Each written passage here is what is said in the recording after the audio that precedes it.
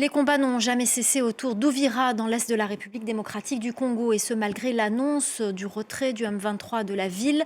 De nombreux habitants attestent le contraire et depuis plusieurs jours, des combats sont signalés autour d'Ouvira. Ils opposent les rebelles du M23 soutenus par le Rwanda à l'armée congolaise et aux miliciens Wazalendo. Les précisions à Kinshasa d'Aurélie Bazara-Kibangula avec les images à Ouvira de Cédric Bendera. Des détonations d'armes lourdes se font entendre dans des localités proches d'Ouvira depuis plusieurs jours. Des tirs sporadiques sont signalés jusque dans le sud de la ville. Les rebelles de la FCM-23 ont pris le contrôle d'Ouvira mi-décembre. Puis, sous pression américaine, ils avaient annoncé leur retrait de la ville. Le gouvernement congolais, lui, remet en cause ce retrait.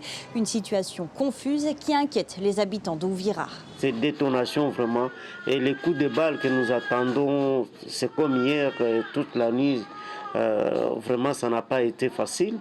Mais Dieu merci, on est là. Mais cette situation vraiment nous place dans une psychose totale. Je veux que mes enfants aillent à l'école, mais la situation n'est pas rassurante. Ils restent à la maison car ça tire tous les jours à Ouvira.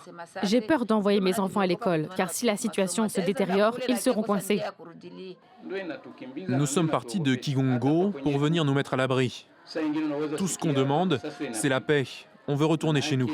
Mais là où nous sommes, ça tire de partout. On n'est pas en sécurité. La situation sécuritaire s'est détériorée dans l'est de la RDC malgré la signature des accords de paix de Washington début décembre. Alors selon le dernier rapport des experts des Nations Unies publié mardi, les rebelles de la FCM-23 soutenus par des troupes rwandaises ont continué leur expansion territoriale pour s'assurer du contrôle d'axes stratégiques et de zones minières, notamment dans les territoires de Massissi, Lubero et Walikale.